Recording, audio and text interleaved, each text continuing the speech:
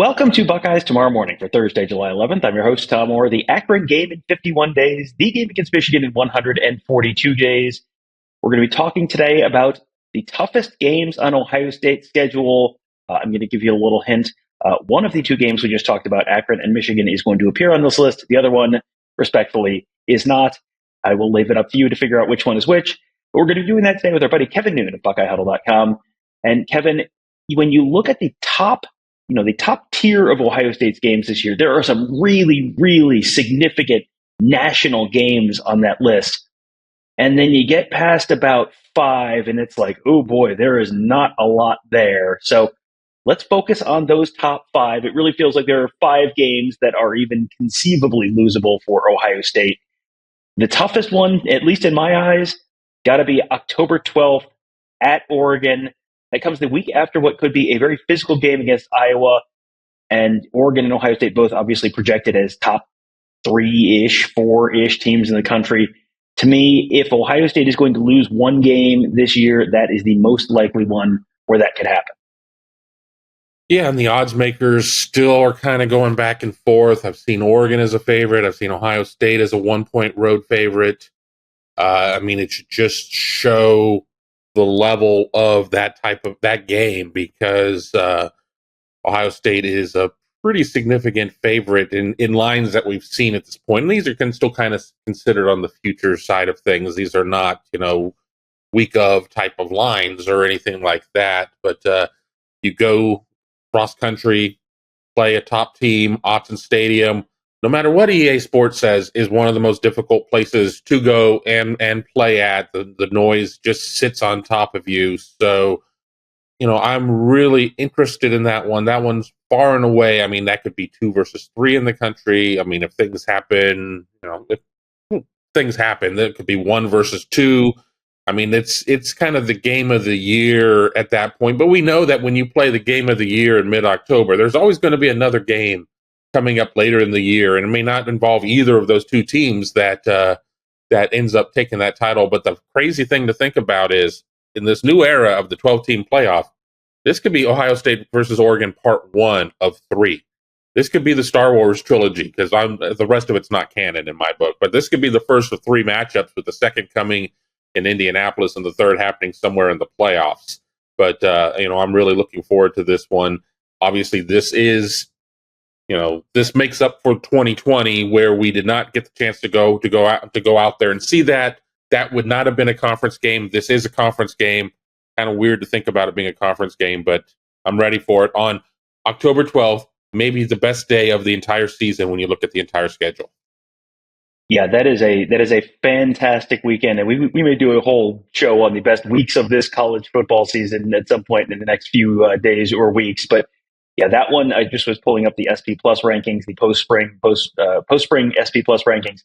Ohio State is just under 2 points better than Oregon in those. And then you figure Oregon gets 3-4-ish points for home field advantage. That is shaping up to be a fantastic, very high stakes, very high quality game. Very much looking forward to that one. That's definitely Ohio State's toughest road game and toughest game on the regular season schedule. But the second toughest game, well, that's probably also on the road. That is, to me, at least, at Penn State, November 2nd. And I know I can hear the Michigan people in the comments already. Well, yeah, Ohio State hasn't beaten Michigan in 3 years. Yeah. We know. Everyone is aware that is a home game. J.J. McCarthy is not walking through that door. Blake Corum is not walking through that door. They're basically the entire 2023 offense is not walking through that door. So we'll get to the Michigan game in a minute. But to me, Kevin, number 2 at Penn State, November 2nd. And this is another one where Ohio State does not have a ton of very difficult games, but the Oregon game comes the week after Iowa. This Penn State game comes the week after a home game against Nebraska, which the Huskers are not incredible. The Huskers are not national championship contenders, but we're going to be talking about that Nebraska game in a minute. And anytime you go to State College, Ohio State has had a lot of success there, but it has generally not come very easy. No, it's not come very easy. That's the kind of game where JT Tuimoloau needs to stand on his head and go nuts or something like that. Ohio State does have a very nice lead in that series, especially in whiteout games, which we don't know if it's going to be a whiteout.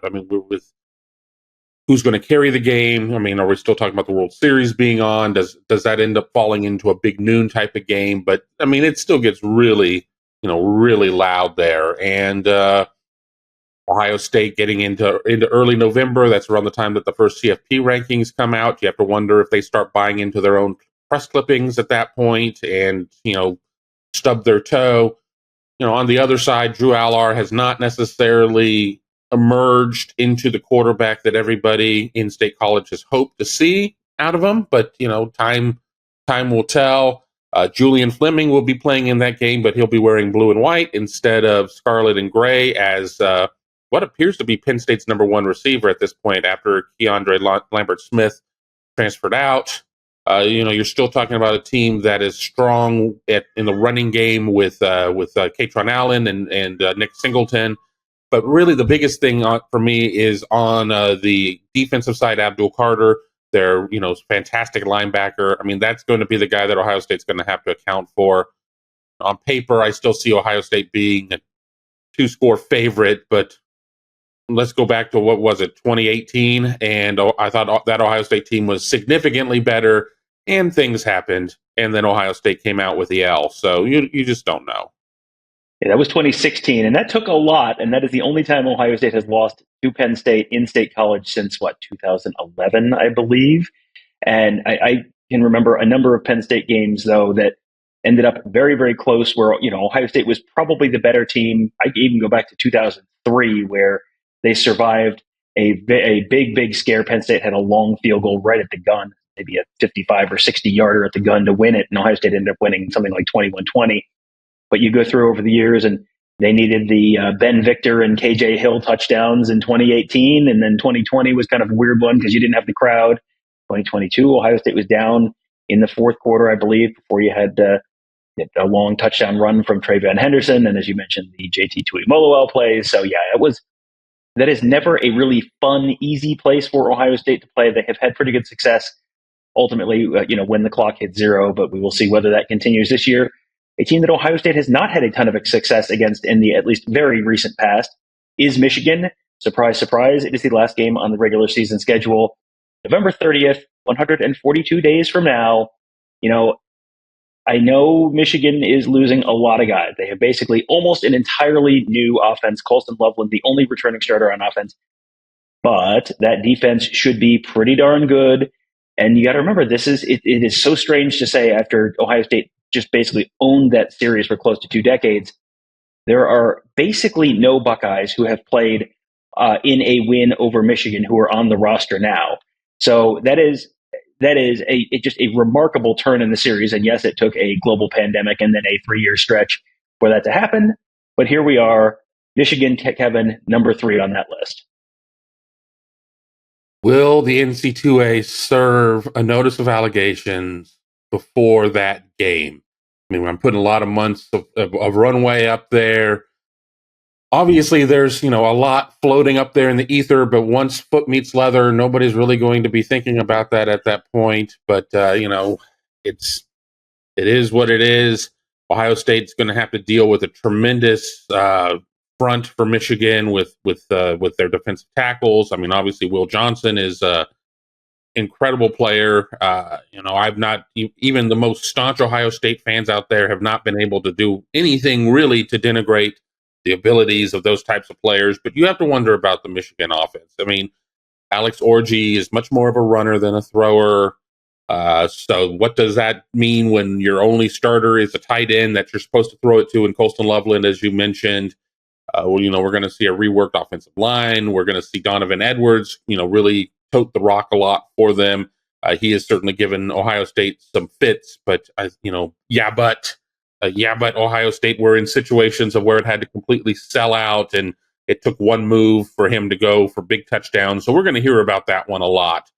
But ultimately, for me, the biggest thing there is going to be if Ohio State navigates 11 mines in the minefield and gets up to this game, does the enormity of it, have not beat Michigan in the last 3 attempts, being able to get in and potentially be a 1 seed in the college football playoff, does that get into their minds? So I think this one is much more of a mental test than maybe a physical test. And I can hear my comments going nuts right now, but I think it's much more of a mental test.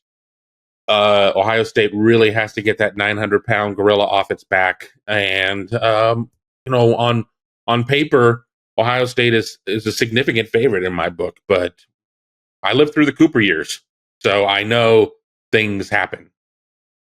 Yeah, things definitely can happen in that series. Just looking at the SP Plus rankings, it looks like it's more of a touchdown or so favorite, give or take, for Ohio State in that game. Touchdown to 8-9 points, something like that, including the home field advantage. So, definitely not the 2020 30-point spread or whatever that was. But Buckeyes should be a favorite coming in this year, and we will see how that goes when we get there. Plenty of football to happen though before then, including, I think there's a big drop off here between games 3 and 4 on this list. You've got Oregon, you've got Penn State, you got Michigan. All three are teams that you've seen predicted to make the college football playoff by a number of, credible national sources. Now you're kind of getting more into the college football playoff dark horse kind of, well, if everything goes right kind of range. And that's with Iowa. And, Iowa, you kind of know what you're getting with Iowa on defense. Iowa now has a new offensive coordinator, so maybe we don't know what you're getting with Iowa on offense.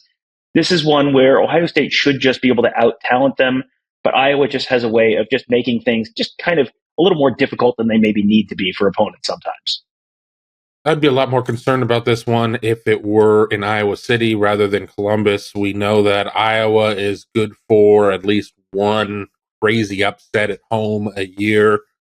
On the road, it's a little bit of a different story. Iowa on defense does lose Cooper DeJean, which is a big loss for them, but they have such a fundamental system in place that, it's just kind of plug and play. And I'm not saying that somebody's going to step up and be the next Cooper DeJean. He was a talented athlete on his own, but you have to wonder offensively what the Hawkeyes are going to be able to do. They certainly had to hit the portal and try and maybe wash off some of the Brian Ferentz stink of lack of offense. You kind of have to wonder how Kirk Ferentz feels about all of this. I mean, it's not like he's going to sit there and submarine his own team or anything like that, but it wasn't necessarily his choice to send his son to the breadline. I have a hard time putting this game in the same conversation with the other three games, but we all still have memories of Iowa, playing spoiler for Ohio State. Again, granted, it was at Iowa City, but I guess it goes to just show where Ohio State's schedule is and how top heavy it is with 3 games, and then we're kind of having to pick through the crumbs right now to fill out the list.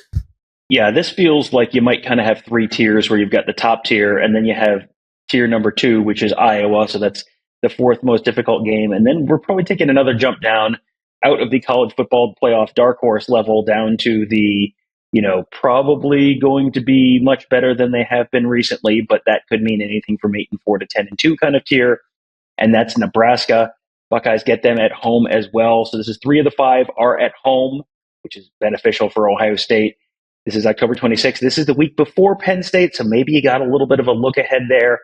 If you go through Nebraska's schedule, though, Kevin, it feels like the Huskers could come in with, 1 loss, maybe undefeated. Like there's not a definite loss on their schedule before they get to Columbus. And I feel like there is a certain amount of, every year we're waiting, and this is the year that Nebraska is finally going to get over the hump and make it back to a bowl game for the first time since 2016, 2017. It has been a hot minute for the Huskers.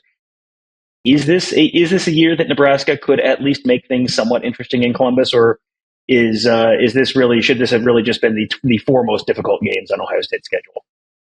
Year in and year out, I have been way too bullish on Nebraska, except for maybe last year. Last year, I'm like, I'm not falling for the trick again. I'm not falling for it.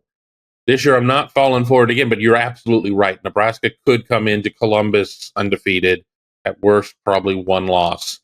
I think a lot of it's going to be on the arm and legs of Dylan Raiola, the quarterback. Nebraska did go out and pick up a tremendous NAIA quarterback, and you have to wonder if that was just more of a having a veteran quarterback in the room, or maybe Dylan Raiola isn't necessarily setting the world on fire. Hell of a step up from NAIA to not only Division 1A, but Power 2. Let's be honest. Apologies to the ACC and the Big 12, but Power 2 in that type of situation. I think really one of the biggest things that's going to determine the success of the team is going to be just how quickly that defense comes along. Nebraska has played a lot of close games over the last couple of years. I think Nebraska is going to be hard pressed though to play Ohio State close.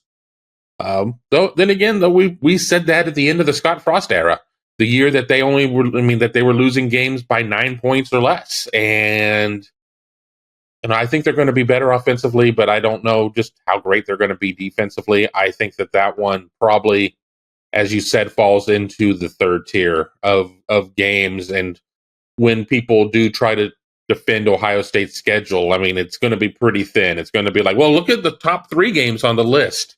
Don't look at the other 9 behind the curtain, because they're not so much. Yeah, there's definitely, I think Nebraska might be all by itself in that third tier, because once you get past them, that's 5 regular season games. They have 3 bad non-conference games this year: Akron, Western Michigan, and Marshall. And you got to put sort of the same caveat that you put on some of the other. I think 2019 they had one weird year where they didn't have a power conference opponent. Cincinnati was the best opponent that year, non-conference. This year they were supposed to be playing Washington, and that obviously got taken off the schedule because that became a conference game so you could not play them out of conference. So that got taken off the schedule. So there's an asterisk behind this is a terrible non-conference schedule, but it's a terrible non-conference schedule. And then if you look at the other 4 conference games that they're playing, Purdue is ranked 15th out of 18 in the Big Ten in SP Plus coming out of the spring. Northwestern is 16th out of 18. Michigan State is 17th out of 18, and Indiana is 18th out of 18. There is just not a lot of there's not a lot of there behind the top level of the schedule. But man, you put those 5 games we just talked about on there, and you put a game at Wrigley Field on there. That's half the regular season. That is pretty darn interesting. That is not a bad batting average for this day and age in college football. And when those games happen, good or bad, Kevin and I will be there along with Tony, because we're at BuckeyeHuddle.com. That's where we cover the team. Got Mark covering recruiting. Got our whole team of X's and O's gurus there to make you a smarter football fan. Also a really fun and active board, the Huddle Board, presented by Jeff Ruby Steakhouse. Access to members only, so we hope to have you join that site. It's a great way to support the work that we do, and also have some great insight and analysis into this year's Buckeye team during what should be a pretty interesting season. So that'll do it for today. Thank you guys all for joining us. Have a great day. We'll talk to you tomorrow.